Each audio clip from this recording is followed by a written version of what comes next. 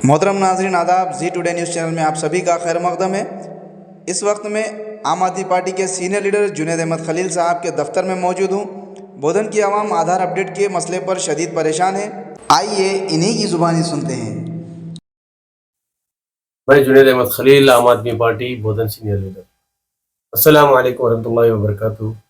जय हिंद, आदाब। बोधन के अंदर आधार अपडेटेशन के ताल्लुक से आवाम बहुत ज़्यादा परेशानियों का सामना कर रही है। आए दिन मुझे फ़ोन आ रहे हैं कि घंटों लाइनों में ठहरना पड़ रहा है और सेंटरों की कमी है, एक एक दिन ख़राब हो रहा है, दूर दराज से आने की तकलीफ़ें हैं, बीमार है, बूढ़े लोग हैं, बच्चे हैं, ख़वातीन है, शुगर पेशेंट है, इस तरीके के बहुत सारे मसाइल हैं जो आए दिन आधार अपडेटेशन की तरफ से सुनने में आ रहे हैं।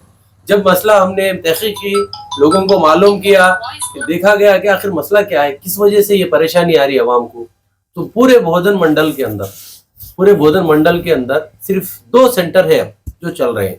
एक बल्दिया के पीछे ई सेवा के अंदर, दूसरा शक्करनगर पोस्ट ऑफिस के अंदर। अब बोधन मंडल को, अर्बन को कमोपेश 1 लाख से ज्यादा पॉपुलेशन है और रुद्रपुर के अलावा दूसरे देहातों से भी यहीं पर अपडेटेशन के लिए आ रहे हैं। हंगिरगा, कोपरगा, उधर से भी लोग जो है ना इधर अपडेटेशन के लिए आ रहे हैं, क्योंकि आधार अपडेटेशन जरूरी हो गया। अब हर 5 साल के बाद बच्चों को करना है, 10 साल के बाद बड़ों को करना है, नए लोगों को करना है, नए बच्चों को करना है। ये एक मैंडेटरी हो गया और जरूरी हो गया।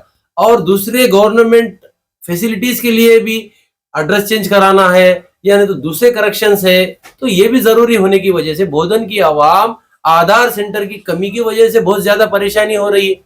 पहले जैसे बीएसएनएल ऑफिस में एक सेंटर था, आचनपल्ली के एक मीसेवा में सेंटर था, दूसरी जगहों पे था सेंटर, तो वो लोगों की गलती की वजह से वो लोगों को ब्लॉक कर दिया गया, मीसेवा से हटा दिया गया। करप्शन हो रहा था बोल के आवाम को सेव करने के लिए वो हटा दिया गया, जिसकी वजह से आज आवाम सुबह 8 बजे 7 बजे लाइन में ठहर रही, ई सेवा सेंटर को आ रही और वहां पे 45-40 आदमियों का अपडेट हो रहा, बाकी के लोगों को टोकन नहीं मिल रहा, वो लोगों को दूसरे दिन बुलाया जा रहा। तो एक आधार अपडेटेशन करा से एक आदमी 2 दिन 3 दिन परेशान हो रहा, सबकी छुट्टी आ गई, परेशानी हो रही। वहां पोस्ट ऑफिस पे 12 बजे आते, उसके बाद 2 घंटे रहते। ये क्या तरीके का सिस्टम है, समझ में नहीं आ रहा आधार सेंटरों का। मैं डिस्ट्रिक्ट कलेक्टर साहब से आए दिन गुजारिश कर रहा हूं कि आप आधार सेंटरों के ऊपर तवज्जो दीजिए। बहुत कमी की वजह से लोग गेट का ताला जैसा खुलते दौड़ लगा रहे टोकन लेने के लिए, भाग के जाके सीरियल में ठहरने के लिए दौड़ लगा रहे, या नहीं तो रात को सुबह 5 बजे आके लाइन में बैठ रहे। इस तरीके की परेशानियां आधार अपडेटेशन के लिए हो रही, तो हम आगे तरक्की कर रहे या पीछे जा रहे। तेलंगाना बोले तो डेवलपमेंट में एक हमारा लेवल है, हम नॉर्थ से बहुत ज्यादा डेवलप है तेलंगाना, और आए दिन हमारी तरक्की अगर आवाम को गवर्नमेंट फैसिलिटी नहीं दी तो किस लिए। दिल्ली के अंदर आम आदमी पार्टी मी सेवा सर्विस में एक ऐसा कारनामा दी कि आदमी अगर कोई मी सेवा सर्विस लेना है तो वो फोन करके घर पे बुला के अपडेट कराता था, कि कस्टमर को ऑफिशियली आदमी आके टैब लेके उसके घर पे अपडेट करता था। कि दिल्ली की आम आदमी पार्टी का काम देखिए, तेलंगाना की कांग्रेस का काम देखिए। जब आपके सामने मसला आया कि आवाम इस वजह से परेशान हो रही, तो गवर्नमेंट का काम है उस मसले को हल करना। फौरी तौर पे ये छोटे छोटे आवाम को परेशान करना, ये सरासर गलत हो रहा है। आवाम बहुत ज्यादा परेशान है, चाहे गरीब हो चाहे अमीर हो, हर आवाम इक्वल, ऑल आर इक्वल है। आप गरीबों को सर्विस के लिए परेशानी करेंगे और जो लोग अपडेटेशन के अंदर नॉलेज नहीं रखते, इलिटरेट है, वो लोग परेशान हो रहे हैं दूर दराज से। तो जिसकी वजह से मैं डिस्ट्रिक्ट कलेक्टर साहब, जो बहुत अदब, उनका रिस्पेक्ट करना जरूरी है, बहुत अच्छे ऑफिसर हैं, वो ऑफिसर की नोटिस में लेना चाह रहा हूं, सर बोधन के अंदर आधार सेंटर बढ़ाइए। पहले हर मी सेवा पर आधार अपडेट होता था, करप्शन था और आवाम पैसा खो रही थी। अब करप्शन तो रुक गया मगर सहूलत से आवाम महरूम हो गई। आखिर दोनों सूरतों में नुकसान आवाम का क्यों हो रहा है? ये एडमिनिस्ट्रेशन की फेल्यूर है सीधा सीधा। जब मी सेवा सेंटर्स को चल रहे हैं तो उनके ऊपर नजर रखने की जरूरत है। एक भी छोटा कंप्लेंट अगर आया तो उस पर फौरी एक्शन लेने की जरूरत है। एक्शन नहीं लेने की वजह से मी सेवा सेंटर्स पे जो लोग गलत कर रहे थे उनकी 1-2 की तरफ से पूरे मी सेवा सेंटर सफर हुए। इसीलिए एडमिनिस्ट्रेशन फेल्यूर है।